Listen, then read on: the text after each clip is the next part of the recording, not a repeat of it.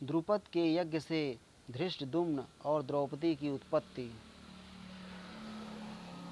आगंतुक ब्राह्मण कहता है, राजा द्रुपद अमरस में भर गए थे, अतः उन्होंने कर्म सिद्ध श्रेष्ठ ब्राह्मणों को ढूंढने के लिए बहुत से ब्रह्मर्षियों के आश्रमों में भ्रमण किया। वे अपने लिए एक श्रेष्ठ पुत्र चाहते थे। उनका चित्त शोक से व्याकुल रहता था। वे रात दिन इसी चिंता में पड़े रहते थे कि मेरे कोई श्रेष्ठ संतान नहीं है।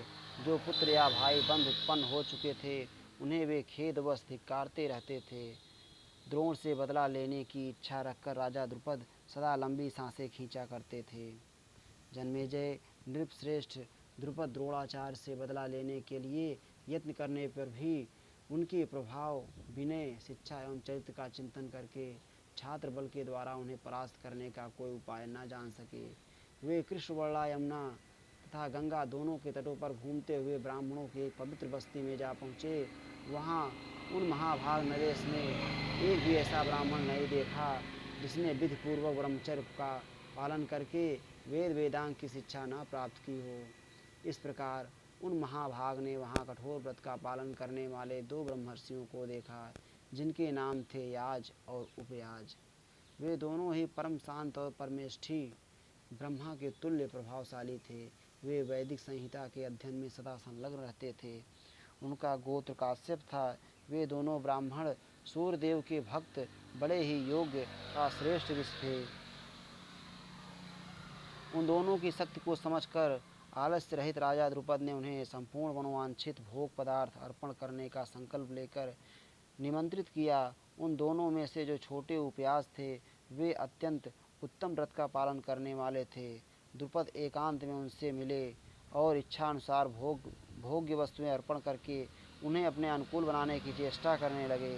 संपूर्ण मनोभिलषित पदार्थों को देने की प्रतिज्ञा करके प्रिय वचन बोलते हुए द्रुपद मुनि के चरणों की सेवा में लग गए और यथा योग्य पूजन करके उपयास से बोले, विप्रवर उपयाज, जिस कर्म से मुझे ऐसा पुत्र प्राप्त हो जो द्रोणाचार्य को मार सके, उस कर्म के पूरा होने पर मैं आपको 1 अर्बुद 10 करोड़ गायें दूंगा।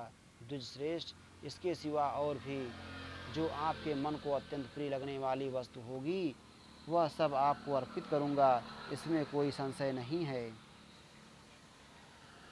द्रुपद के यूँ कहने पर ऋषि उपयाज ने उन्हें जवाब दे दिया, मैं ऐसा कार्य नहीं करूँगा।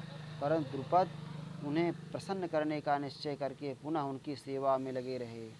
तदनंतर 1 वर्ष बीतने पर द्विजश्रेष्ठ उपयाज ने उपयुक्त अवसर पर मधुरवाणी में द्रुपद से कहा, राजन, मेरे बड़े भाई याज एक समय घने वन में विचर रहे थे। उन्होंने एक ऐसी जमीन पर गिरे हुए फल को उठा लिया जिसकी शुद्धि के संबंध में कुछ भी पता नहीं था। मैं भी भाई के पीछे पीछे जा रहा था, अतः मैंने उनके इस अयोग्य कार्य को देख लिया और सोचा कि ये अपवित्र वस्तु को ग्रहण करने में भी कभी कोई विचार नहीं करते, जिन्होंने देखकर भी फल के पापजनक दोषों की ओर दृष्टिपात नहीं किया, जो किसी वस्तु को लेने में शुद्ध अशुद्धि का विचार नहीं करते, वे दूसरे कार्यों में भी कैसा बर्ताव करेंगे, कहा नहीं जा सकता। गुरुकुल में रहकर संहिता भाग का अध्ययन करते हुए भी जो दूसरों की त्यागी हुई भिक्षा को जब तब खा लिया करते थे, घृणा शून्य होकर बार बार उस अन्न के गुणों का वर्णन करते रहते थे, उन अपने भाई को जब मैं तर्क की दृष्टि से देखता हूँ तो वे मुझे फल के लोभी जान पड़ते हैं। राजन, तुम उन्हीं के पास जाओ, वे तुम्हारा यज्ञ करा देंगे। राजा द्रुपद उपयाज की बात सुनकर याज के इस चरित्र की मन ही मन निंदा करने लगे, तो भी अपने कार्य का विचार करके याज के आश्रम पर गए और पूजनीय याज मुनि का पूजन करके तब उनसे इस प्रकार बोले, भगवान, मैं आपको 80,000 गौवें भेंट करता हूँ, आप मेरा यज्ञ करा दीजिए। मैं द्रोण के वैर से संतप्त हो रहा हूँ, आप मुझे प्रसन्नता प्रदान करें। द्रोणाचार्य ब्रह्मवेत्ताओं में श्रेष्ठ और ब्रह्मास्त्र के प्रयोग में भी सर्वोत्तम हैं, इसलिए मित्र मानने न मानने के प्रश्न को लेकर होने वाले झगड़े में उन्होंने मुझे पराजित कर दिया है। परम बुद्धिमान भरद्वाज नंदन द्रोण, इन दिनों कुरुवंशी राजकुमारों के प्रधान आचार्य हैं। इस पृथ्वी पर कोई भी ऐसा क्षत्रिय नहीं है जो अस्त्र विद्या में उनसे आगे बढ़ा हो। द्रोणाचार्य के बाण समूह प्राणियों के शरीर का संहार करने वाले हैं। उनका 6 हाथ का लंबा धनुष बहुत बड़ा दिखाई देता है। इसमें संदेह नहीं कि महान धनुर्धर महामना द्रोण ब्राह्मण वेश में अपने ब्रह्म तेज के द्वारा क्षत्रिय तेज को प्रतिहत कर देते हैं। मानो जमदग्नि नंदन परशुराम जी की भांति क्षत्रियों का संहार करने के लिए उनकी सृष्टि हुई है। उनका अस्त्र बल बड़ा भयंकर है। पृथ्वी के सब मनुष्य मिलकर भी उसे दबा नहीं सकते। घी की आहूत से प्रज्वलित हुई अग्नि के समान वे प्रचंड ब्रह्म तेज धारण करते हैं और युद्ध में छात्र धर्म को आगे रखकर विपक्षियों से भिड़ंत होने पर वे उन्हें भस्म कर डालते हैं। यद्यपि द्रोणाचार्य में ब्रह्म तेज के साथ साथ छात्र तेज भी विद्यमान है, तथापि आपका ब्रह्म तेज उनसे बढ़कर है। मैं केवल छात्र बल के कारण द्रोणाचार्य से हीन हूँ, अतः मैंने आपके ब्रह्म तेज की शरण ली है। आप वेद वेदताओं में सबसे श्रेष्ठ होने के कारण द्रोणाचार्य से बहुत बढ़े चढ़े हैं। मैं आपकी शरण लेकर एक ऐसा पुत्र पाना चाहता हूँ जो युद्ध में दुर्जय और द्रोणाचार्य का विनाशक हो। याज जी, मेरे इस मनोरथ को पूर्ण करने वाला यज्ञ कराइए। उसके लिए मैं आपको 1 अर्बुद गौवें दक्षिणा में दूंगा। तब याज ने तथास्तु कहकर यजमान के भीष्ट सिद्ध के लिए आवश्यक यज्ञ और उसके साधनों का स्मरण किया। यह बहुत बड़ा कार्य है, ऐसा विचार करके याज ने इस कार्य के लिए किसी प्रकार की कामना न रखने वाले उपयाज को भी प्रेरित किया तथा याज ने द्रोण के विनाश के लिए वैसा पुत्र उत्पन्न करने की प्रतिज्ञा कर ली। उसके बाद महातपस्वी उपयाज ने राजा द्रुपद को अभीष्ट पुत्र रूपी फल की सिद्धि के लिए आवश्यक यज्ञ कर्म का उपदेश किया और कहा, राजन, इस यज्ञ से तुम जैसा पुत्र चाहते हो वैसा ही तुम्हें होगा। तुम्हारा वह पुत्र महान पराक्रमी, महातेजस्वी और महाबली होगा। तदनंतर द्रोण के घातक पुत्र का संकल्प लेकर राजा द्रुपद ने कर्म की सिद्धि के लिए उपयाज के कथनानुसार सारी व्यवस्था की। हवन के अंत में याज ने द्रुपद की रानी को आज्ञा दी, पृषद की पुत्र वधू महारानी, शीघ्र मेरे पास हविष्य ग्रहण करने के लिए आओ। तुम्हें एक पुत्र और एक कन्या की प्राप्त होने वाली है। वे कुमार और कुमारी अपने पिता के कुल की वृद्धि करने वाले होंगे। रानी बोली, ब्राह्मण, अभी मेरे मुख में तांबूल आदि का रंग लगा है। मैं अपने अंगों में दिव्य सुगंधित अंगराग धारण कर रही हूँ, अतः मुँह धोए और स्नान किए बिना पुत्रदायक हविष्य का स्पर्श करने के योग्य नहीं हूँ। इसलिए याज जी, मेरे इस प्रिय कार्य के लिए थोड़ी देर ठहर जाइए। याज ने कहा, इस हविष्य को स्वयं याज ने पकाकर तैयार किया है और उपयाज ने इसे अभिमंत्रित किया है, अतः तुम आओ या वहीं खड़ी रहो। यह हविष्य यजमान की कामना को पूर्ण कैसे नहीं करेगा। ब्राह्मण कहता है, यूँ कहकर याज ने उस संस्कार युक्त हविष्य की आहुति ज्यों ही अग्नि में डाली, त्यों ही उस अग्नि से देवता के समान तेजस्वी एक कुमार प्रकट हुआ। उसके अंगों की कांति अग्नि की ज्वाला के समान उद्भासित हो रही थी। उसका रूप भय उत्पन्न करने वाला था। उसके माथे पर किरीट सुशोभित था। उसने अंगों में उत्तम कवच धारण कर रखा था। हाथों में खड्ग, बाण और धनुष धारण किए वह बार बार गर्जना कर रहा था। वह कुमार उसी समय एक श्रेष्ठ रथ पर जा चढ़ा, मानो उसके द्वारा युद्ध के लिए यात्रा कर रहा हो। यह देखकर पांचालों को बड़ा हर्ष हुआ और वे जोर जोर से बोल उठे, बहुत अच्छा, बहुत अच्छा। उस समय हर्षोल्लास से भरे हुए इन पांचालों का भार यह पृथ्वी नहीं सह सकी। आकाश में कोई अदृश्य महाभूत इस प्रकार कहने लगा, यह राजकुमार पांचालों के भय को दूर करके उनके यश की वृद्धि करने वाला होगा। यह राजा द्रुपद का शोक दूर करने वाला है। द्रोणाचार्य के वध के लिए ही इसका जन्म हुआ है। तत्पश्चात यज्ञ की वेदी में से एक कुमारी कन्या भी प्रकट हुई जो पांचाली कहलाई। वह बड़ी सुंदरी एवं सौभाग्यशालिनी थी। उसका एक एक अंग देखने ही योग्य था। उसकी श्याम आँखें बड़ी बड़ी थीं, उसके शरीर की कांति श्याम थी। नेत्र ऐसे जान पड़ते मानो खिले हुए कमल के दल हों। केस काले काले और घुंघराले थे, नख उभरे हुए और लाल रंग के थे। भौहें बड़ी सुंदर थीं, दोनों उरोज स्थूल और मनोहर थे। वह ऐसी जान पड़ती मानो साक्षात देवी दुर्गा ही मानव शरीर धारण करके प्रकट हुई हो। उसके अंगों से नील कमल की सी सुगंध प्रकट होकर एक कोस तक चारों ओर फैल रही थी। उसने परम सुंदर रूप धारण कर रखा था। उस समय पृथ्वी पर उसके जैसी सुंदर स्त्री दूसरी नहीं थी। देवता, दानव, यक्ष भी उस देवोपम कन्या को पाने के लिए लालायित थे। सुंदर कट प्रदेश वाली उस कन्या के प्रकट होने पर भी आकाशवाणी हुई, इस कन्या का नाम कृष्णा है। यह समस्त युवतियों में श्रेष्ठ एवं सुंदरी है और क्षत्रियों का संहार करने के लिए प्रकट हुई है। यह सुमध्यमा समय पर देवताओं का कार्य सिद्ध करेगी। इसके कारण कौरवों को बहुत बड़ा भय प्राप्त होगा। वह आकाशवाणी सुनकर समस्त पांचाल सिंहों के समुदाय की भांति गर्जना करने लगे। उस समय हर्ष में भरे हुए उन पांचालों का वेग पृथ्वी नहीं सह सकी। उन दोनों पुत्र और पुत्री को देखकर पुत्र की इच्छा रखने वाली राजा पृषद की पुत्रवधू महर्षि याच की शरण में गई और बोली, भगवान आप ऐसी कृपा करें जिससे ये दोनों बच्चे मेरे सिवा और किसी को अपनी माता ना समझें। तब राजा का प्रिय करने की इच्छा से याज ने कहा, ऐसा ही होगा। उस समय संपूर्ण द्विजों ने सफल मनोरथ होकर उन बालकों के नामकरण किए। यह द्रुपद कुमार धृष्ट, अमरशील तथा दुम्न तेजोमय, कवच कुंडल एवं छात्र तेज आदि के साथ उत्पन्न होने के कारण धृष्ट दुम्न नाम से प्रसिद्ध होगा। तत्पश्चात उन्होंने कुमारी का नाम कृष्णा रखा, क्योंकि वह शरीर से कृष्ण श्याम वर्ण की थी। इस प्रकार द्रुपद के महान यज्ञ में वे जुड़वी संतानें उत्पन्न हुई। परम बुद्धिमान प्रतापी भरद्वाज नंदन द्रोण यह सोचकर कि प्रारब्ध के भावी विधान को टालना असंभव है, पांचाल राजकुमार धृष्टद्युम्न को अपने घर ले आए और उन्होंने उसे अस्त्र विद्या की शिक्षा देकर उसका बहुत बड़ा उपकार किया।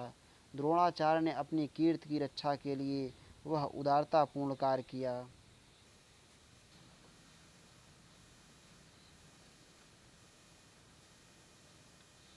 आगंतुक ब्राह्मण कहता है, लाक्षागृह में पांडवों के साथ जो घटना घटित हुई थी उसे सुनकर ब्राह्मणों तथा पुरोहितों ने पांचाल राज द्रुपद से इस प्रकार कहा, राजन, धृतराष्ट्र के पुत्रों ने अपने मंत्रियों के साथ परस्पर सलाह करके पांडवों के विनाश का विचार कर लिया था। ऐसा क्रूरतापूर्ण विचार दूसरों के लिए अत्यंत कठिन है। दुर्योधन के भेजे हुए उसके पुरोचन नामक सेवक ने वारणावत नगर में जाकर एक विशाल लाक्षागृह का निर्माण कराया था। उस भवन में पांडव अपनी माता कुंती के साथ पूर्ण विश्वस्त होकर रहते थे। महाराज, एक दिन आधी रात के समय पुरोचन ने लाक्षागृह में आग लगा दी। वह नीच और निशंस पुरोचन स्वयं भी उसी आग में जलकर भस्म हो गया। यह समाचार सुनकर कि पांडव जल गए, अंबिका नंदन धृतराष्ट्र को अपने भाई बंधुओं के साथ बड़ा हर्ष हुआ। धृतराष्ट्र की आत्मा हर्ष से खिल उठी थी, तो भी ऊपर से कुछ शोक का प्रदर्शन करते हुए उन्होंने विदुर जी से बड़ी करुण भाषा में यह वृत्तांत बताया और उन्होंने आज्ञा दी कि महामते, पांडवों का श्राद्ध तर्पण करो। विदुर, पांडवों के मरने से मुझे ऐसा दुख हुआ है मानो मेरे भाई पांडु आज ही स्वर्गवासी हुए हों। अतः गंगा जी के तट पर चलकर उनके लिए श्राद्ध और तर्पण की व्यवस्था करो। अहो भाग्यवश ही बेचारे पांडव यमलोक को चले गए। यूँ कहकर धृतराष्ट्र और शकुनि फूट फूट कर रोने लगे।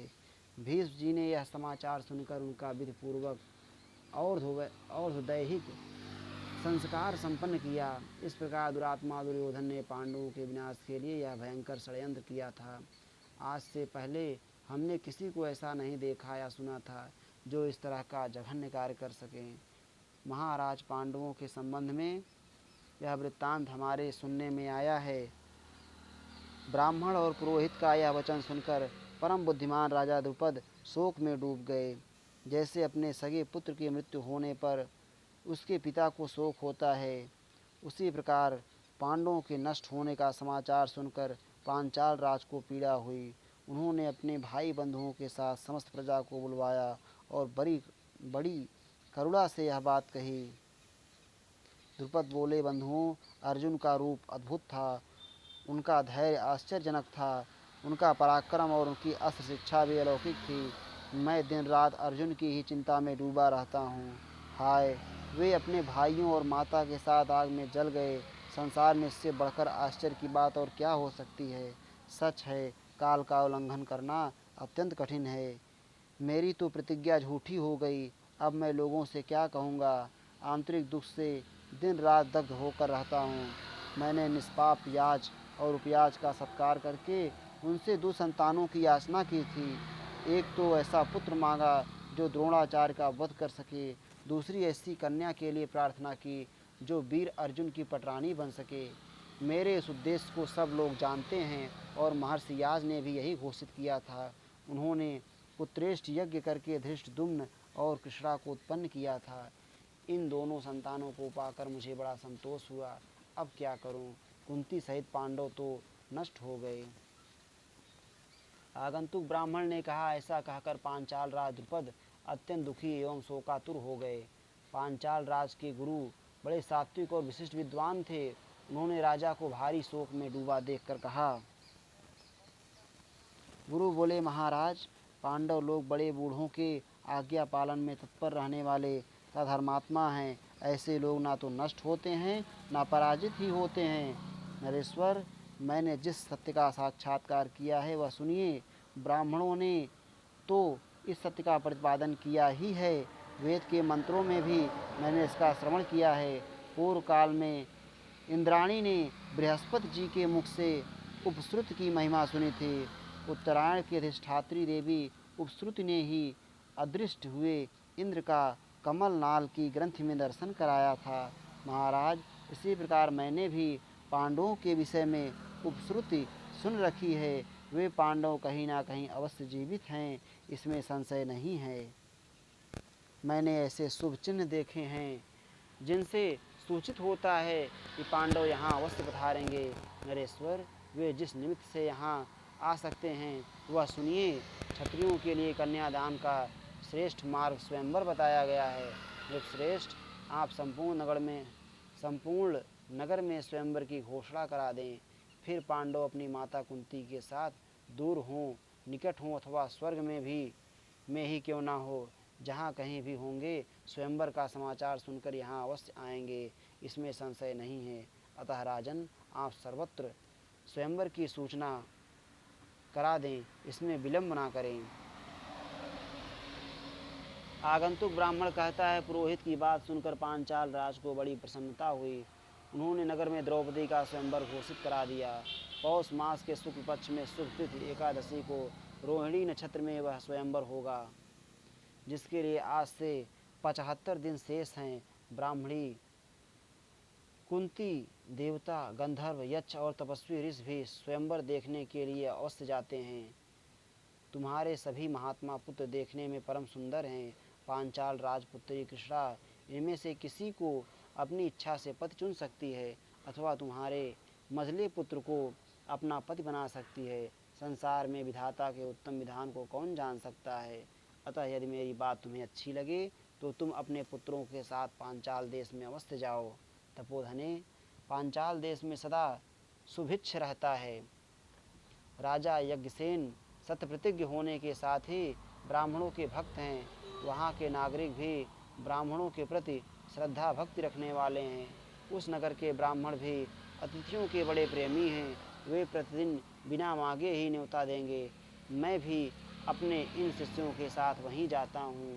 ब्राह्मणी, यदि ठीक जान पड़े तो चलो, हम सब लोग एक साथ ही वहाँ चलेंगे। वैशंपायन जी कहते हैं, इतना कहकर वे ब्राह्मण चुप हो गए। इस श्री महाभारते आदि पर्वणि चैत्र रथ पर्वणि द्रौपदी संभवे खटखट्य अधिक शततमो अध्याय।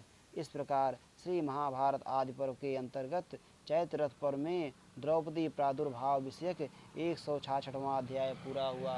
श्री राधा वल्लभ लाल की जय।